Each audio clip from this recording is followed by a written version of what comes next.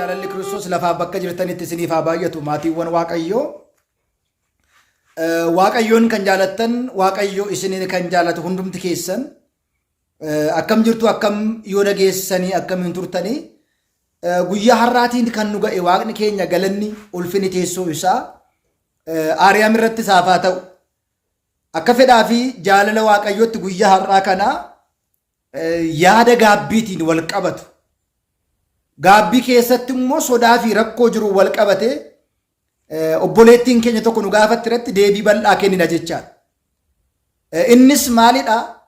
Inni jalqabaa bu'uura dhiifama badii keenya kan ta'e kan ittiin badiin keenya nurraati haqamuu fi qulqullaa'u kan itti Waaqayyootiin walitti araaramnu keessaati seera mana kiristaanaa keenya keessaa iccitiiwwan mana kiristaanaa keessaati tokko iccitii gaabbiiti.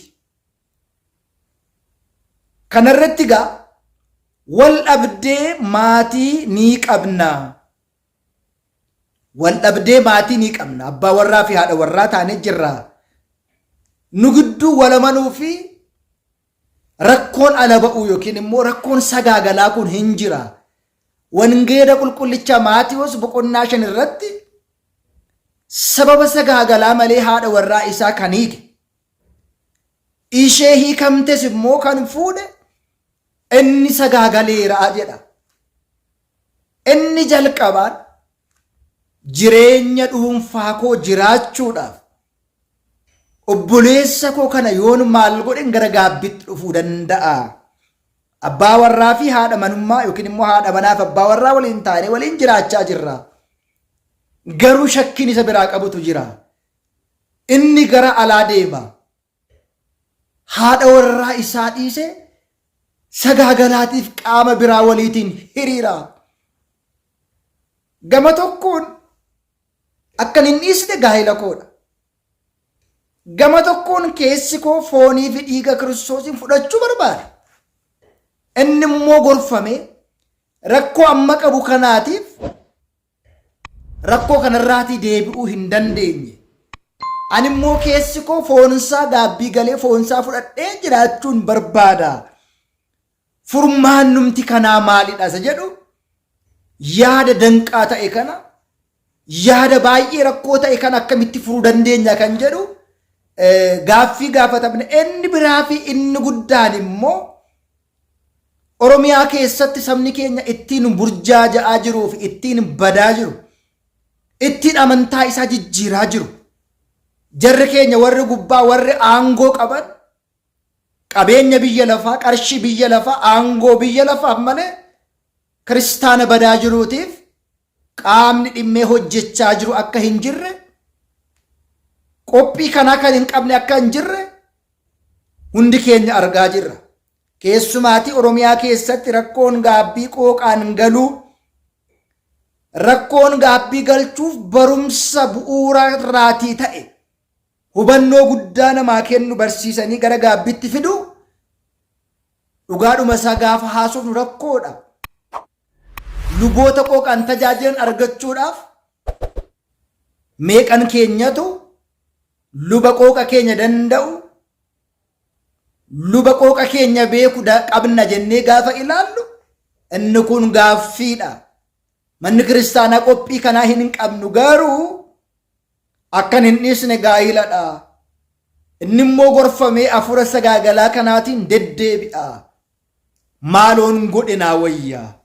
Hunda dursa maatiiwwan Waaqayyoo gaa'illi Kiristoosin hin qabne gaa'illi sodaa Waaqayyoo hin qabne gaa'ila otoo hin ta'in mana hidhaa biyya lafaati.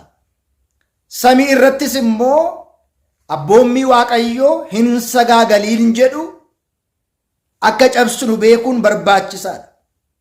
Maarreegaa manni kiristaanaa keenya namni tokko jalqaba qofaa keenya gorsuu akka qabnu hiriyoota dabalannee gorsuu akka qabnu isa sadaffaa mana kiristaanaatti himne jaarsolii mana kiristaanaatiin gorsuu akka qabnuu fi inni arfaffaa fi ijibbaanni isaa garuu nama gorfamee abbooliitti gorfamee mana kiristaanaatti gorfamee nuun gorfame yakkasa badiisaa kaleessaa sanarraa hin deebine faana jireenya keenya itti fufuu hin dandeenyu.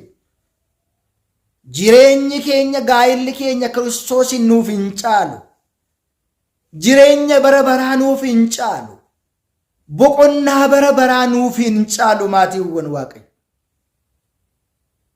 Yoo duunes yoo jiraannes nuti kan Kiristoos akkuma jedhe otoo jirrus kan Kiristoos taane gaafa duunis immoo kan Kiristoos akka taanuuf hojjechuudha malee har'a foon keenyaan addunyaa duukaa buunee addunyaa faana sirbinee addunyaa faana sagaagallee gaabbii galuu dhiisnee foon isaa fudhachuu dhiisnee biyyoorraatii foon uumamte gara biyyootti deebiitii gati hin baastu. Lubbuun gara abbaa ishiitti, lubbuun gara murtoo bara baraatti deebiitii maatiiwwan Waaqayyo. Isa kanaaf maal gochuu qabna? Rakkoo gaa'ilaan sagaagalaatiin wal qabate dhugaadha taanaan warreen akkasii kun hafuura sagaagalaatiin warri deddeebi'an dubartoota hedduu faana yoo ciisan malee dhiirota hedduu faana yoo ciisan malee dhibba lakkaan dhibba faana ba'an malee kan hin gammanne baay'ee isaanii jiru. Shamarroota baay'isuudhaan dhiirota baay'isuudhaan gammachuun argamu hin jiru maatiiwwan Waaqayyo. Yeroo tokko namicha tokkotu dubartii kan isaa dhiisee kan biraa waliin sagaagaluudhaaf dubartii tokko rakkisaa jedhama. Maaliif akka isinii galuufan fakkeenyaan isinitti hima. Yeroo baay'ee namni kun hafuura sagaagalaatiin guutamee ishee faana ciisuudhaaf sagaagaluudhaaf yeroo baay'ee deddeebi'ee ishee gaafachaa ture jedha. Sanaatiin booda guyyaa tokko tolee yaada kee fudhadheera kootti guyyaa akkasii abbaan warraa koo hin jiru waliin sagaagalla jettee ogummaadhaan gara mana ishiitti waamtee jedha. Sanaan booda laattee fi obaastee fi quufee sanaan booda dhuma irra damma gosa sadiitti kennitee jedha. Damma gosa sadii dhiyeessiteefi jedha. Isa diimaa kenniteefi nyaate, damma adii kenniteefi nyaate, ammas damma jijjiirti gosa biraa kenniteefi nyaate. Sanaan booda egaa guyyaa har'aa gaaffii bara hedduuf na gaafachaa turte.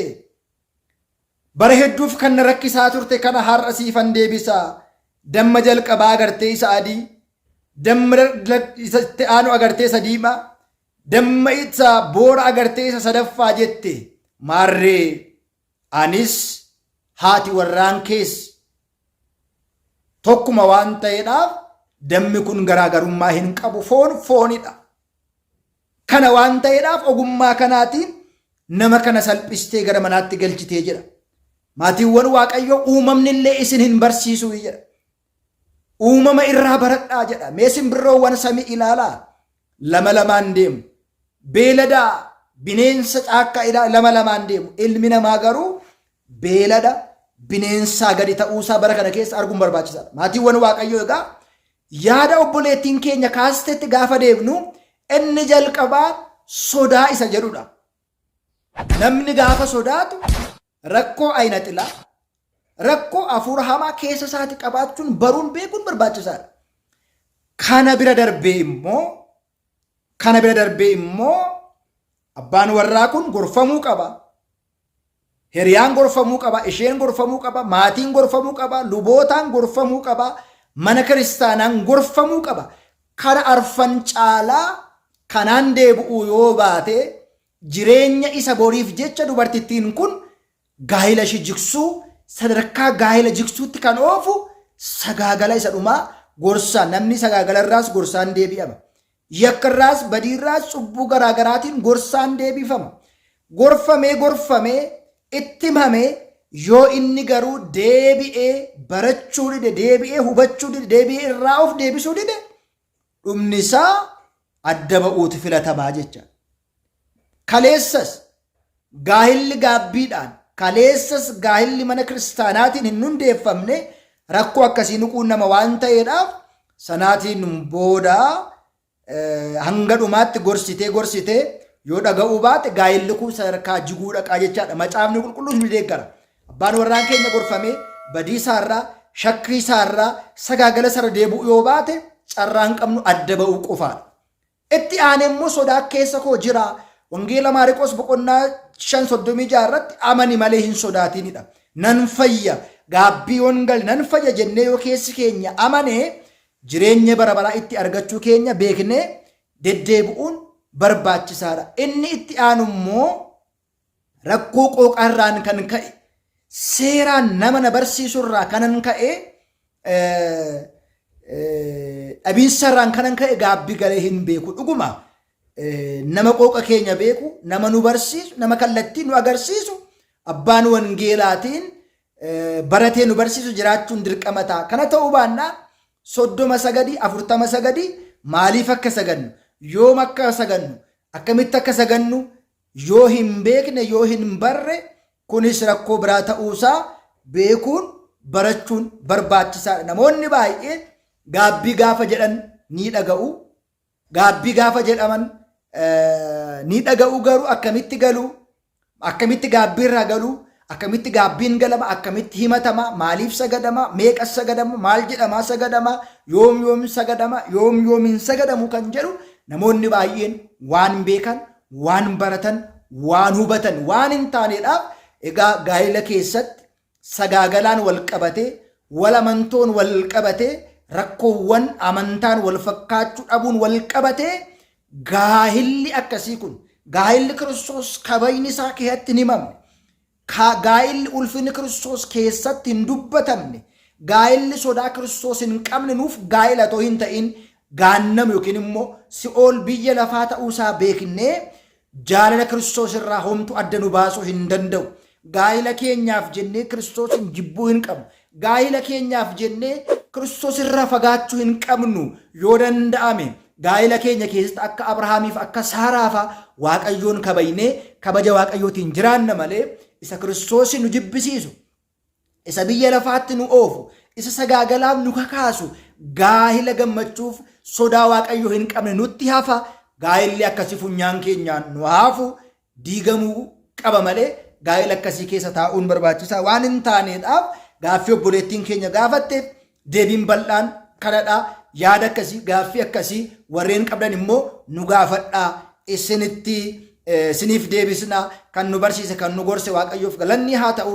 Karaa dhugaa nu barsiise foon keenya dagannee lubbuu keenyaan cimnee 30 60 100 buufannee hanga dhumaatti akka dhaabannu Waaqayyoon nu haa gargaaru. Waaqayyoof galanni haa ta'u. Nu haa turu.